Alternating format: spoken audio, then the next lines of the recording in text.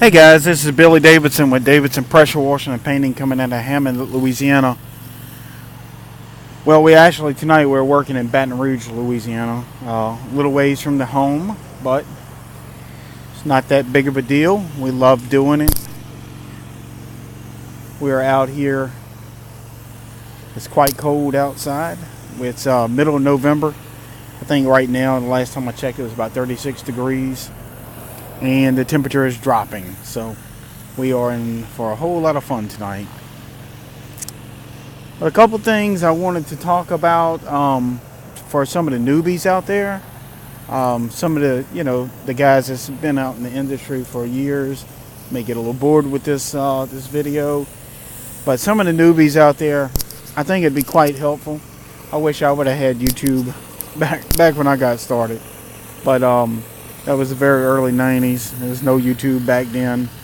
Basically, I'd have to go to the library and get chemistry books to try to figure stuff out. So there was really not much help out there. But over the years, technology comes along, and you get people, can lend some advice and about their experiences in certain industries.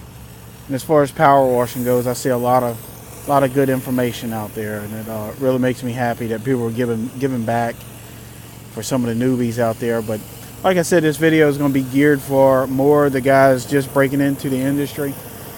So a few tips I wanted to lend y'all if I can. Tonight we're working on a very large commercial project. Like I said, it's quite cold outside. So first thing I want to talk about is staying dry and staying warm.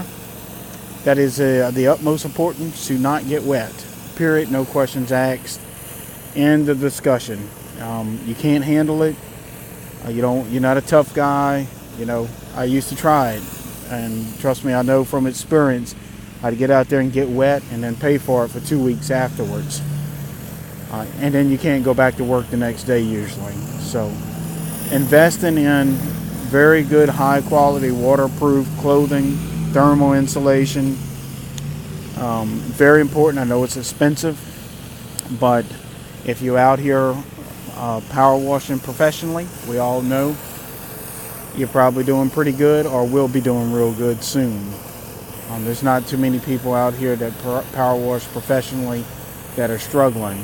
That being said, I can definitely understand on your way up, sometimes it's tough to buy a $150 to $175 jacket and $80 pants and $150 shoes. I get that. It can be difficult. But even if you can't afford the best right now, get what you can.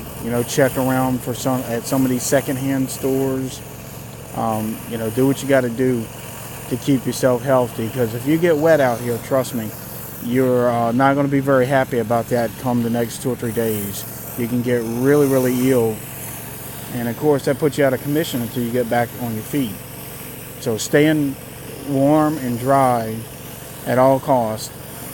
That being said, as long as you keep that in mind, it's not that hard to accomplish.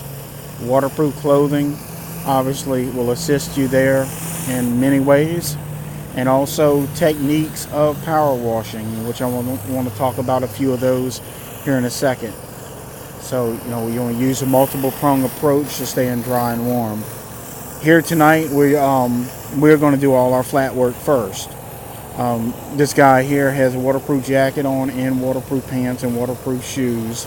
So any of the splashback is really not getting to his skin contact. So that is one thing you want to prevent at all costs.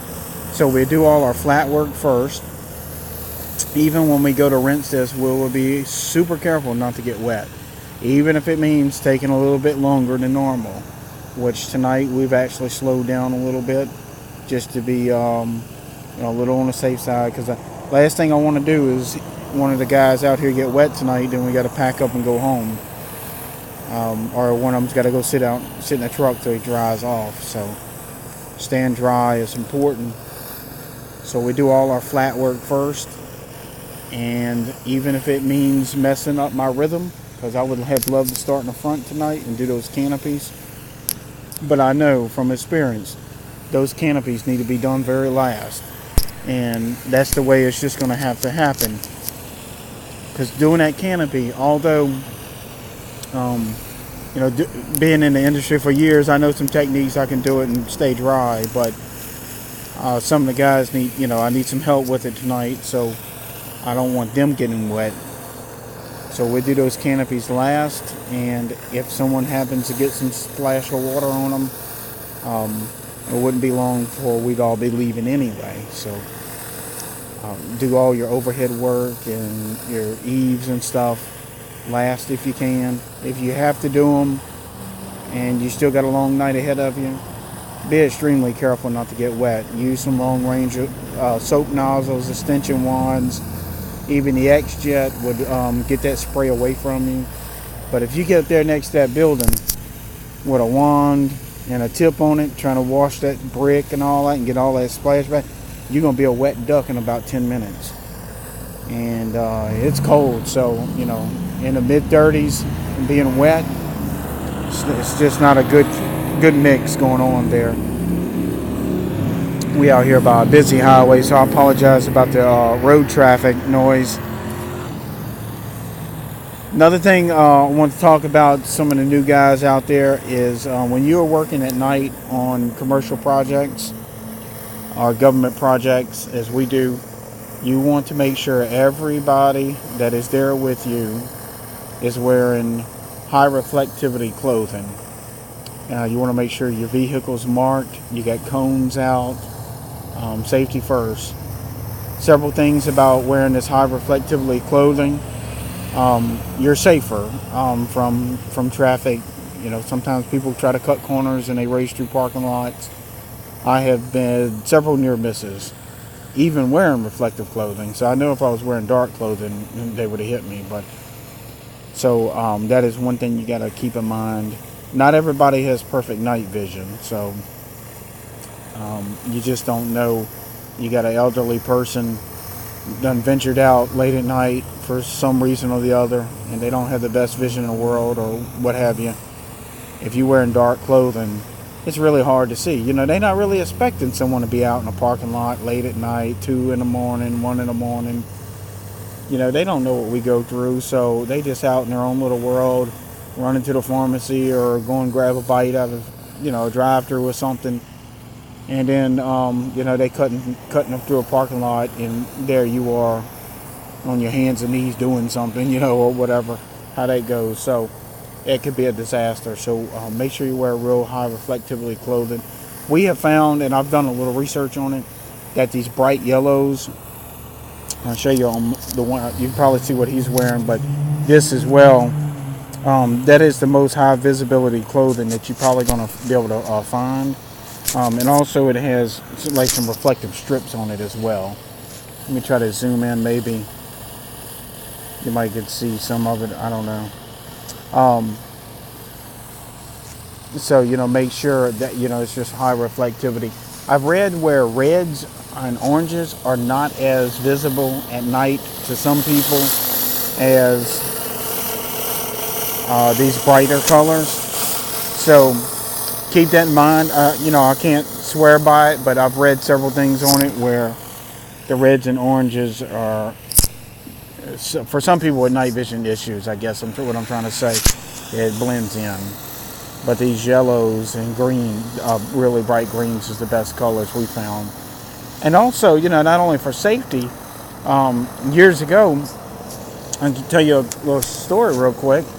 Years ago, I got a call on my way back from an event. I was at a convention or something, unrelated deal. And there's a commercial client that I always worked for, said that they had something on a window that needed to be cleaned. And he really needed it cleaned by in the morning because his GM was coming in or something, or a district manager, I forget what it was. So I had, I was in one of the trucks, and I had some brushes and scrub brushes and water hoses in that truck. So I figured I'd swing by there and get it. And it was kind of chilly at night, and I had a black leather jacket on, some jeans or whatever. And I hopped out the truck, got my scrub brush out, and started cleaning the windows that he had told me about. And it wasn't 5, 6, 7 minutes later, cop come screeching through there, and really seemed a little disturbed. He didn't know what I was doing, obviously, at first, and wanted me to identify myself. Of course, I did, and what happened. Somebody evidently had seen me fooling around a window with a stick in my hand, wearing black, and so I guess they had called the police department, and they just came out and checked it out. But as soon as he's seen that I have my truck there and tailgate down and some equipment in the back, he went on about his business or whatever. But that was just something that could have been avoided if I'd have been wearing reflective clothing. People see you, they know you're part of construction or maintenance or something. But anyway, like always, if y'all need any help with anything, or if you got any other suggestions, you can leave a comment. My number is 985-345-0778 if y'all need any help with anything. Hope this video helps.